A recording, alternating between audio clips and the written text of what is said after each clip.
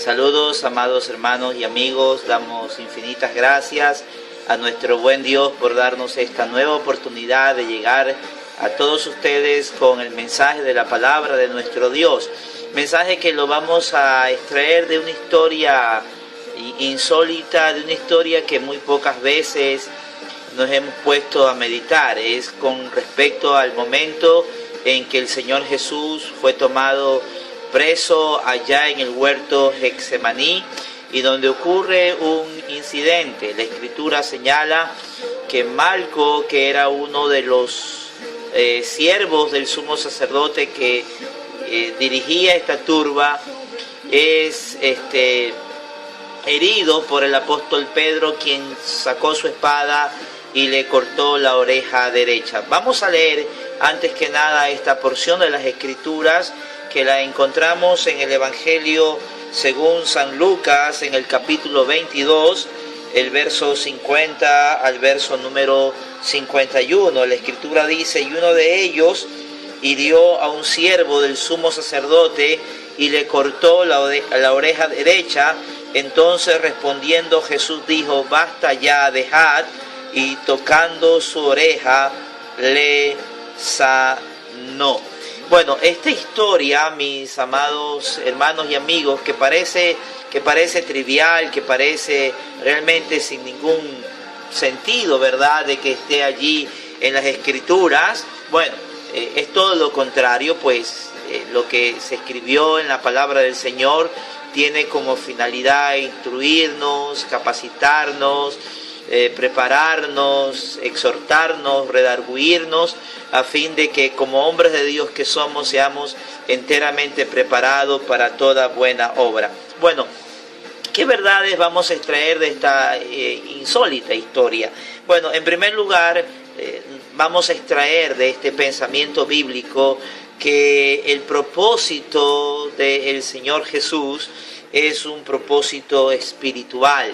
Los discípulos lamentablemente nunca entendieron esto.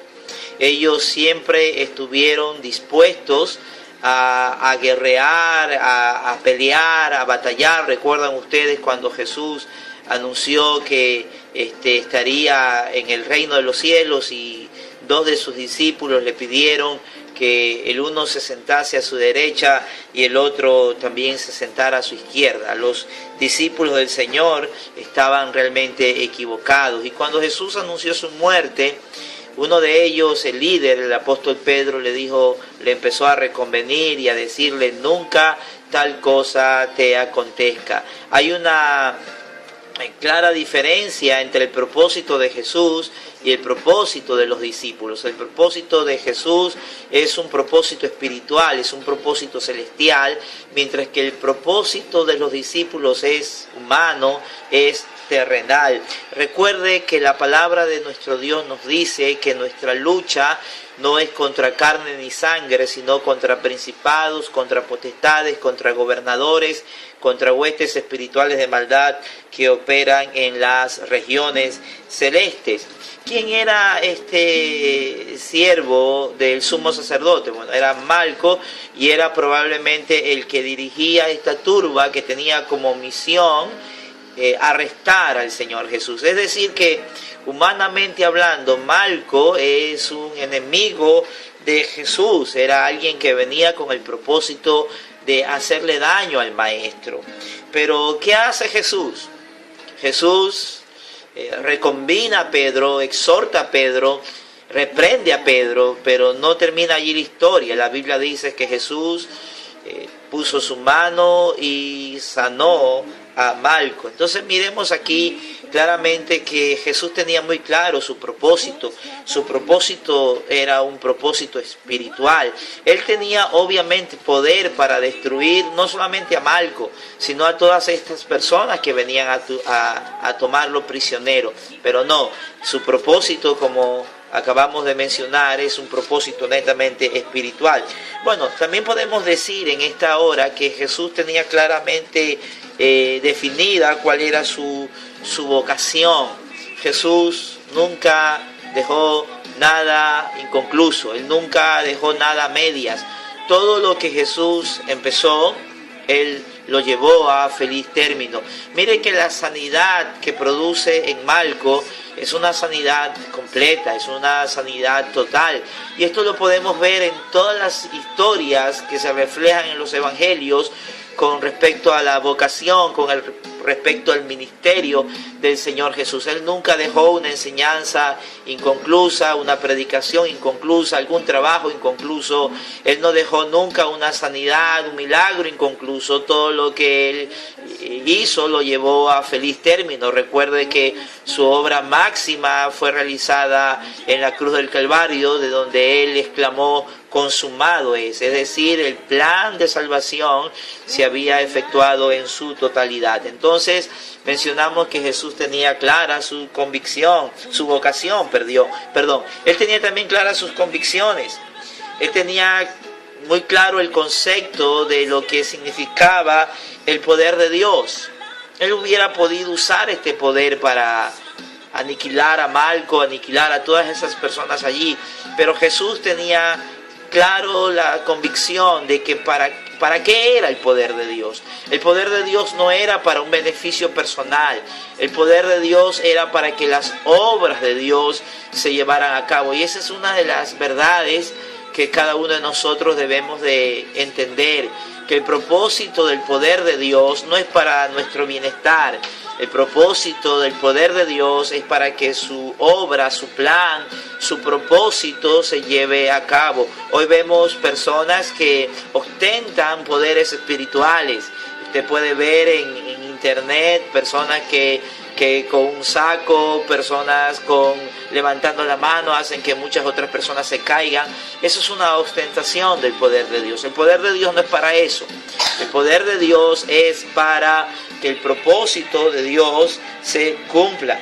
En siguiente lugar vamos a mencionar que Jesús tenía un concepto claro de lo que es la justicia.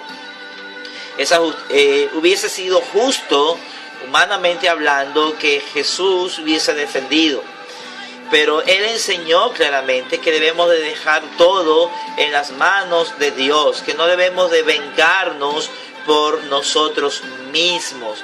Eso Jesús les enseña a sus discípulos. Después de que Pedro le ha cortado la oreja a Malco, el Señor les dice que el que a hierro mata, a hierro va a morir. El que espada mata, a espada va a ser muerto.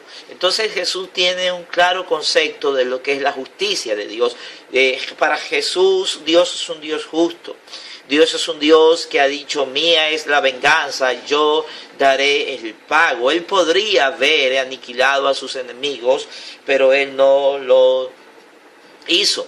Otra de las cosas que vamos a mencionar es que Jesús tenía claro el concepto de lo que es la misericordia.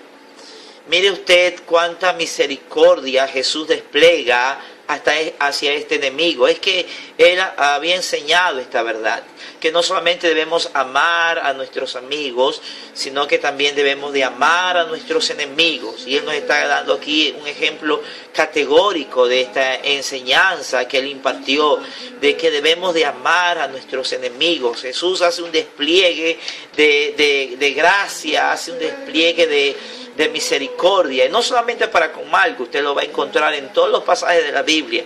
¿Recuerdan ustedes, por ejemplo, cuando Jesús es encontrado por un leproso, y este leproso viene ante Jesús y Jesús le pregunta: ¿qué quieres que te haga? Y el leproso le dice: Señor, si quieres puedes limpiarme.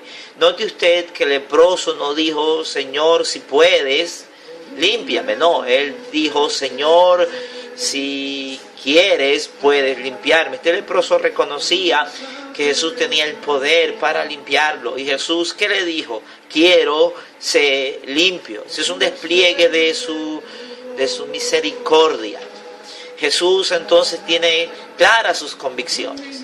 Él tiene claro su propósito.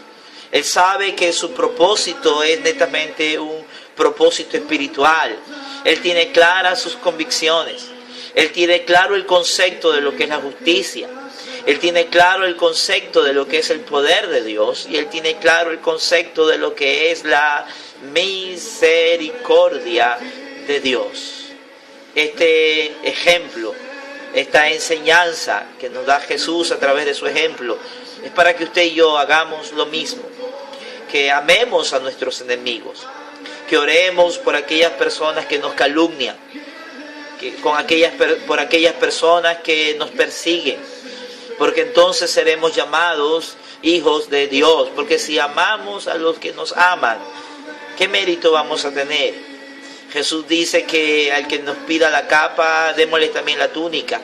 Al que nos hiere en una mejilla, mostrémosle también la otra. Y al que nos obligue a llevar una carga, llevemos una milla, la llevemos el doble, la llevemos por 2 millas. Es lo que Jesús nos enseña a través de esta historia de Malco. ¿Puede usted imaginarse el impacto que debe de haber producido en Malco y en todas esas personas que, a pesar de que estas personas venían a hacerle daño a Jesús, Jesús bendice al líder, al cabecilla de esta turba, a Malco? Hagamos lo mismo. Ejemplo nos dio el Maestro, para que así como Él anduvo, nosotros también andemos. Muchísimas gracias por este tiempo. Perdone a aquellos que le han ofendido, a aquellos que le han calumniado. No espere que esa persona venga a pedirle a usted perdón. Decídase a perdonar. No pague el mal por mal. Jesús no está pagando el mal por mal. Está pagando el mal con el bien. Es lo que nos enseña la poderosa palabra de nuestro Dios. Él aún por sus enemigos oró. ¿Recuerda usted en la cruz? Padre, perdónalos porque no saben lo que hacen. No hay ninguna pizca de amargura, de resentimiento, de deseo de venganza. No, todo lo contrario. Qué carácter, ¿verdad? Qué personalidad. Qué nervios. Qué salud emocional, psicológica en nuestro amado Salvador. Qué verdad espiritual nos enseña Él a través de esta historia.